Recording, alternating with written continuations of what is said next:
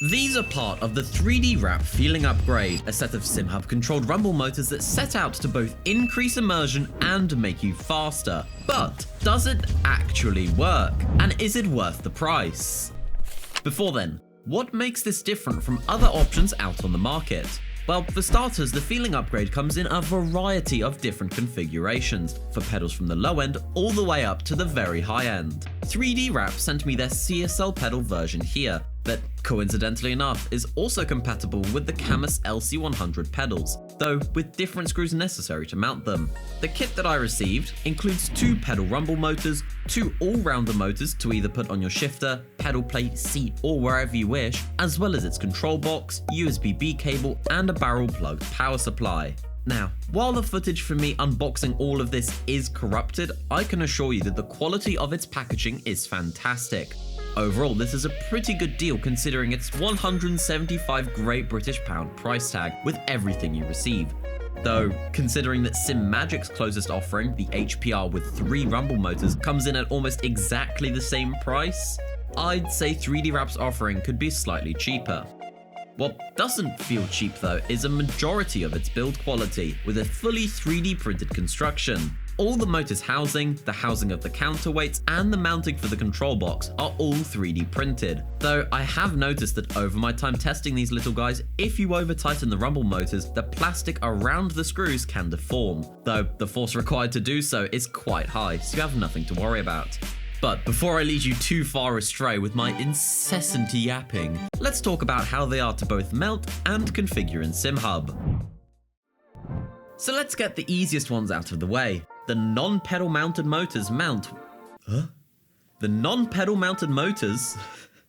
That's funny. The non-pedal mounted motors mount with the included 3M double-sided tape on the bottom and plug into the Feeling Upgrade's control box. Relatively simple. Next up, the pedal motors. For this you need to unscrew the pedal plate face, for the CSL pedals at least, and pop in the screws and screw it back in. Though, for every pedal this varies, which is exactly why 3D Wrap have a massive catalogue of build guides on their YouTube channel, linked down below. Though, once you've plugged everything in, plugged in the USB-B cable and power cord, the next step is to download SimHub. Yippee! Seemingly this channel's favourite piece of software, SimHub allows you to control anything from wheel rims to dashboards with its mostly user-friendly interface. And in the past, I've showcased how you're able to adjust LED colours to dashboards to inputs, but for this review, I'll be focusing on its Shake It Motors tab, where all of the magic will happen. Inside of here, you'll find a whole host of different effects, ranging from ABS and traction control to gearbox-related whirs and clunks to tyre slip to suspension travel. Really, the list goes on. As well as all of these effects, you're able to individually assign these effects to either a singular motor or a group of them. And if I were to stay here and list every single function, I would be here for hours. But overall, these have a fantastic amount of functionality and customization. But before we get into the driving experience, how about you drive your mouse down over to the subscribe button? It helps me out a bunch with the algorithm and pushes me to create more reviews and content on SimPulse. Thank you. With me being a sellout aside, how do these actually, well, feel out on circuit? Well, for starters, these certainly don't lack oomph, as with every simulator, car, and circuit combo I tried, these had so much power behind them that I never really had the chance to truly bump them up to 100%. Well, that is without making so much noise that everyone within a 2-mile radius would be able to hear me crash.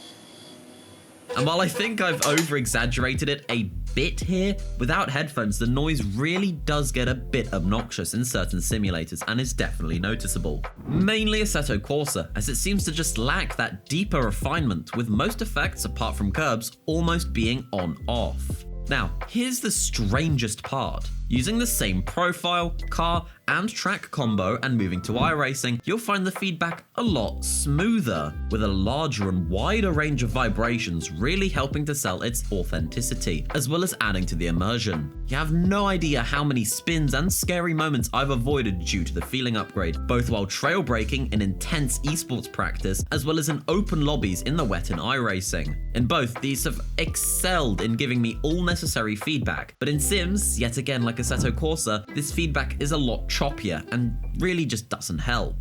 BeamNG and ACC have a similar amount of refinement as iRacing, maybe less so. I have a feeling this is to do with each individual title as well as their integration with SimHub.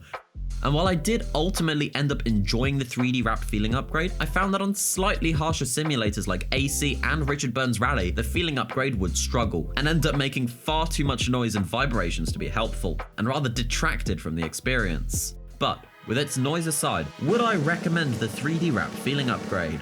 Well, it's a tough call, as if you play a more recent, more refined title, I can definitely vouch that I had a considerable amount of fun. And I remember that the first time I tried these, I had a face-wide grin, like a kid unwrapping presents on their birthday.